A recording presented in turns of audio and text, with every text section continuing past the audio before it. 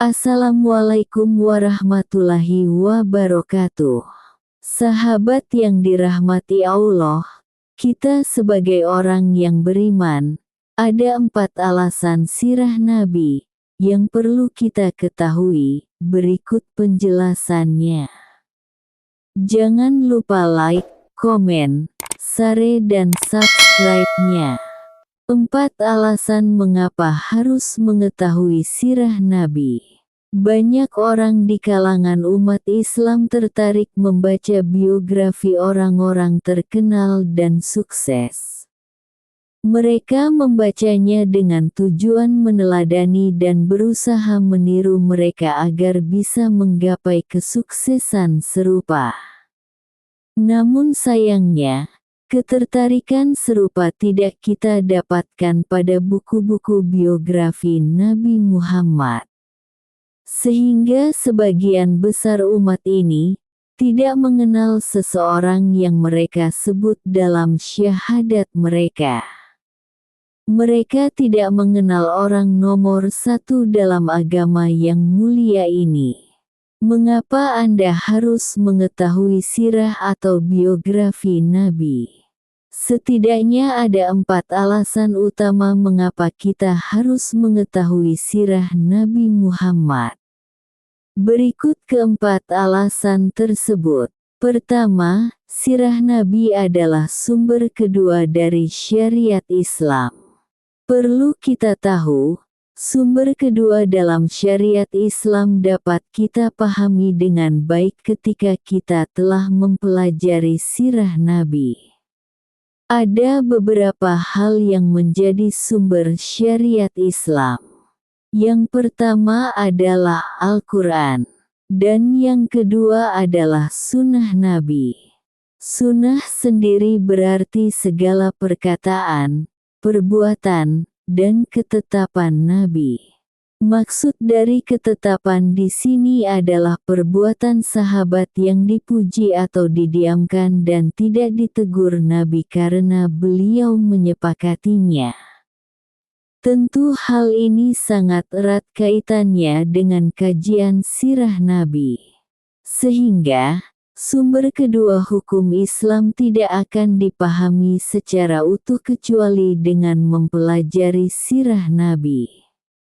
Setelah mengetahui tingginya kedudukan sunnah Nabi dalam syariat Islam, dari sini pula kita menyadari posisi kajian sirah Nabi sebagai jalan untuk memahami sunnah.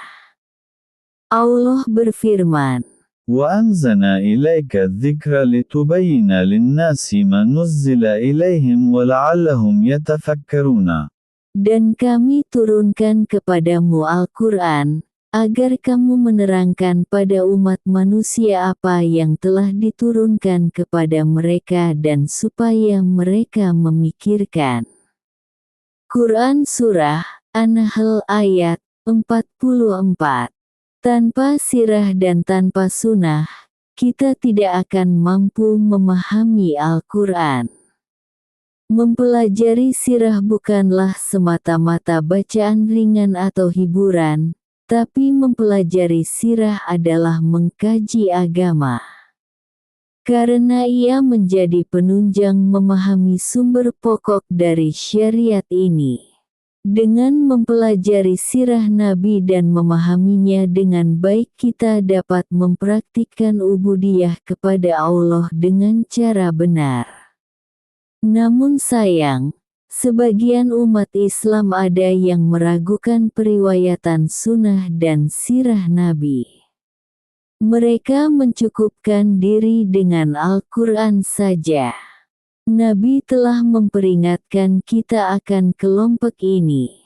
Sebagaimana sabda beliau, عن المقدام بن معدي كرب رضي الله عنه قال رسول الله صلى الله عليه وسلم ألا إني أوتيت الكتاب ومثله معه ألا إني أوتيت القرآن ومثله معه ألا يوشك رجل شبعان على أريكته يقول عليكم بالقرآن فما وجدتم فيه من حلال فأحلوه وما وجدتم فيه من حرام فحرموه ألا لا يحل لكم لحم الحمار الأهلي ولا كل ذي ناب من السبع. Dari Al-Mikdam bin Madi Karib, ia berkata, Rasulullah bersabda, ketahuilah, sesungguhnya telah diturunkan kepadaku Alkitab dan yang semisalnya As-Sunnah bersamanya. Ketahuilah, sesungguhnya telah diturunkan kepadaku Al-Quran dan yang semisalnya As-Sunnah bersamanya. Ketahuilah, dikhawatirkan akan ada seseorang yang duduk kenyang di atas dipannya seraya berkata, wajib bagi kalian berpegang pada Al-Quran ini. Apa saja yang kalian dapati di dalamnya dari perkara halal, maka halalkanlah, dan apa aja yang kalian dapati di dalamnya dari perkara haram, maka haramkanlah. Ketahuilah, tidak dihalalkan bagi kalian daging keledai jinak dan binatang buas yang mempunyai taring. Hadis riwayat Abu Daud nomor 4604 dan Ibnu Hibban no. 12. Al-Quran sendiri telah membantah mereka yang hanya menjadikan Al-Quran sebagai satu-satunya sumber syariat. Allah berfirman, من يطع الرسول فقد أطاع الله ومن تولى فما أرسلناك عليهم حفيظا. barang siapa yang mentaati Rasul itu, sesungguhnya ia telah mentaati Allah. Dan barang siapa yang berpaling dari ketaatan itu, maka kami tidak mengutusmu untuk menjadi pemelihara bagi mereka. Quran Surah An-Nisa ayat 80. فلا وربك لا يؤمنون حتى يحكموك فيما شجر بينهم ثم لا يجدوا في أنفسهم حرجا مما قضيت ويسلموا تسليما. Maka demi Tuhanmu, mereka pada hakikatnya tidak beriman hingga mereka menjadikan kamu hakim terhadap perkara yang mereka perselisihkan. Kemudian mereka tidak merasa dalam hati mereka sesuatu keberatan terhadap putusan yang kamu berikan, dan mereka menerima dengan sepenuhnya. Quran Surah An-Nisa ayat 65. Dan firman-Nya juga, وما آتاكم الرسول فخذوه وما نهاكم عنه فانتهوا. apa yang diberikan Rasul kepadamu, maka terimalah. Dan apa yang dilarangnya bagimu, maka tinggalkanlah. Quran Surah Al-Hasr ayat 7. Para sahabat Nabi tidak membedakan Al-Quran dan Sunnah. Terkadang mereka mengkaji Al-Quran dan terkadang pula mereka belajar Al-Hadits Nabi. Kedua, mengenal sosok Nabi Muhammad. Rasulullah adalah manusia terbaik. Beliau juga penutup para nabi dan rasul serta yang terbaik di antara mereka. Tokoh yang satu ini adalah tokoh terbesar dalam sejarah manusia, dari manusia pertama, Adam, hingga kelak terjadinya kiamat. Tokoh satu ini sangat layak untuk dipelajari perjalanan hidupnya. Banyak alasan mengapa perjalanan hidup sirah beliau layak dipelajari. Alasan yang paling utama tentu saja, karena beliau seorang rasul, utusan Rabb penguasa alam semesta. Jika Allah menghendaki, tentu Dia mampu berbicara kepada para hamba-Nya secara langsung. Namun Allah tidak menghendaki yang demikian. Ia mengangkat seorang utusan yang menjadi perantara Dia dan hamba-hamba-Nya. Allah memilih beliau dari seluruh hamba-hamba-Nya. وما ينطق عن الهوى إن هو إلا وحي يوحى. Dan tiadalah yang diucapkannya itu Al-Quran menurut kemauan hawa nafsunya. Ucapannya itu tiada lain hanyalah wahyu yang diwahyukan kepadanya. Quran Surah An-Najm ayat 4. Oleh karena itu, wajib bagi kita menerima hadis-hadis Nabi.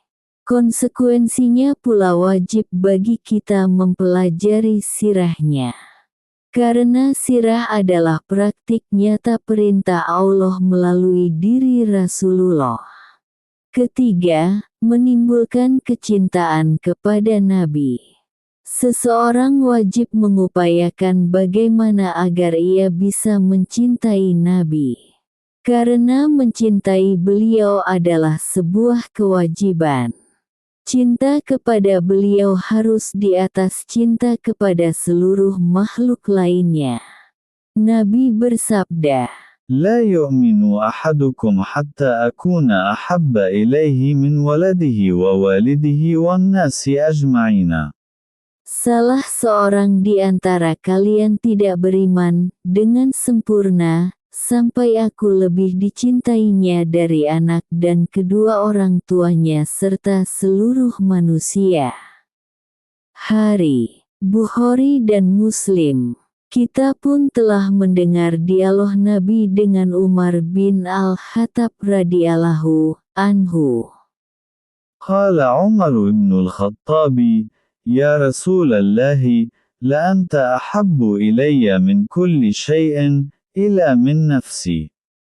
فقال له النبي لا والذي نفسي بيده حتى أكون أحب إليك من نفسك. فقال عمر والله لأنت أحب إلي من نفسي. فقال الآن يا عمر. Umar berkata kepada beliau, wahai Rasulullah, sungguh engkau lebih aku cintai dari segala sesuatu kecuali diriku sendiri. Maka Nabi bersabda, demi Allah yang jiwaku di tangannya, hingga aku lebih engkau cintai daripada dirimu sendiri. Kemudian Umar berkata kepada beliau, sesungguhnya sejak saat ini, engkau lebih aku cintai daripada diriku sendiri. Maka Nabi bersabda, sekarang baru benar wahai Umar. Hadis riwayat Al-Bukhari No. 6632. Ada 3 hal yang membuat seseorang cinta kepada orang lainnya. 1. Secara fisik orang tersebut menarik. 2. Orang tersebut memiliki perangai yang baik. Karena setiap orang akan memuji dan suka dengan sifat-sifat terpuji. Dan 3. Orang tersebut berjasa terhadap dirinya. Ketika seseorang berjasa, maka ada penghormatan, kecintaan, dan keinginan untuk membahagiakannya pula. Nabi adalah seorang yang menarik secara fisik. Banyak riwayat yang menerangkan tentang ketampanan beliau. Beliau seorang yang terbaik akhlaknya. Allah memujinya sebagai pemilik akhlak mulia. Dan beliau juga orang yang sangat berjasa terhadap umatnya bahkan kepada seluruh manusia, jin, hewan, dan tumbuh-tumbuhan. Semua itu tidak akan dapat kita ketahui kecuali dengan membaca sirah perjalanan hidup beliau. Dengan mempelajari sirah, seseorang akan semakin mengenal Nabi.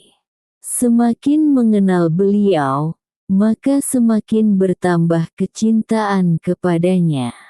Keempat, kita akan paham apa yang dimaksud dengan sikap hikmah. Hikmah adalah meletakkan sesuatu pada tempatnya. Hikmah tidaklah selalu berada di tengah-tengah, terkadang memihak pun disebut hikmah.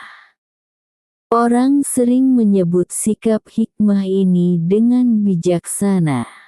Buah dari sikap hikmah dan bijak Rasulullah adalah menaklukkan hati seseorang. Nabi tidak hanya mampu menaklukkan hati para sahabatnya saja, sehingga para sahabat jatuh hati padanya. Namun beliau juga mampu menaklukkan hati musuh-musuhnya. Mengambil keputusan sesuai dengan situasi dan kondisi. Ini merupakan salah satu buah terpenting dari mempelajari sirah. Pada saat beliau diutus, setidaknya ada 360 berhala di sekitar Ka'bah. Beliau tidak langsung bergerak menghancurkan berhala walaupun menentang kesyirikan adalah perintah pertama. Sampai tiba masanya, beliau memiliki kekuatan. Tidak satu pun berhala tersisa di Jazirah Arab. Beliau tinggal di Mekah selama 13 tahun pasca menerima wahyu. Kedai-kedai khamar dan kemah-kemah perzinahan menyebar, namun tidak pernah beliau mengadakan penggerebekan sekalipun. Kemudian di masa berikutnya, beliau menegakkan hukum haid, walaupun terhadap wanita bangsawan Gamidiyah. Suatu waktu beliau mengadakan perjanjian damai dengan orang-orang Yahudi. Di waktu lainnya, beliau memerangi mereka karena berkhianat. Mengapa beliau tidak memerangi Yahudi di waktu damai? Dan mengapa tidak mengadakan perdamaian ketika terjadi sengketa? Semua karena sikap hikmah. Hikmah itu bisa tegas dan bisa lembut. Hikmah itu bisa dalam bentuk perdamaian, bisa pula mengadakan peperangan. Tidak seperti yang dipahami orang-orang saat ini. Satu kelompok menginginkan damai terus, walaupun mengorbankan syariat. Satu pihak lagi menginginkan perang terus, walaupun merugikan dakwah.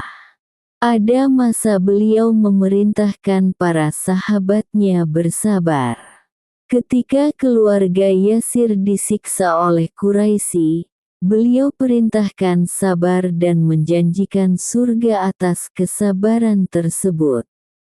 Beliau tidak angkat senjata membuat perhitungan kepada Quraisy. Di situasi lain, beliau menyiapkan pasukan untuk menghadapi Yahudi Bani Qainuqa, lantaran membunuh seorang muslim dan melecehkan kehormatan muslimah. Nabi juga memerangi negara adidaya Romawi karena membunuh 2 orang muslim. Namun zaman ini dengan zaman Mekah adalah suatu yang berbeda. Hikmah tepat dalam menerapkan syariat, berkata dan berbuat seperti ini tidak akan kita pahami kecuali dengan mempelajari sirah. Bertahap dalam penerapan amar makruf nahi mungkar dan pendidikan.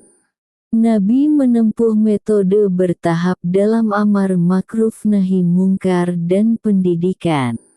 Seperti dalam penerapan hukum khamar, riba, dan jihad. Pertengah dan moderat. Di antara nikmat Allah kepada umat ini adalah Ia menjadikan umat ini umat pertengahan. Sebagaimana firman Allah, وَكَذَلِكَ جَعَلْنَاكُمْ أُمَّةً وَسَطًا. dan demikian pula kami telah menjadikan kamu umat Islam umat yang adil dan pilihan.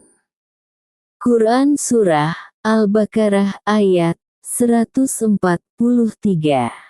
Kita tidak boleh meremehkan dan juga tidak boleh kaku dan berlebihan. Contohnya dalam permasalahan pernikahan. Nabi memerintahkan umatnya untuk menikah. Namun pernikahan tidak boleh menghalangi seseorang dari dakwah atau berjihad di jalan Allah, atau berinfak. Sikap pertengahan dan moderat ini tidak akan tepat praktiknya jika kita tidak mengkaji sirah Nabi. Dengan meneladani sikap pertengahan ini seseorang tidak akan menyia-nyiakan hak Allah dan juga hak sesama hamba.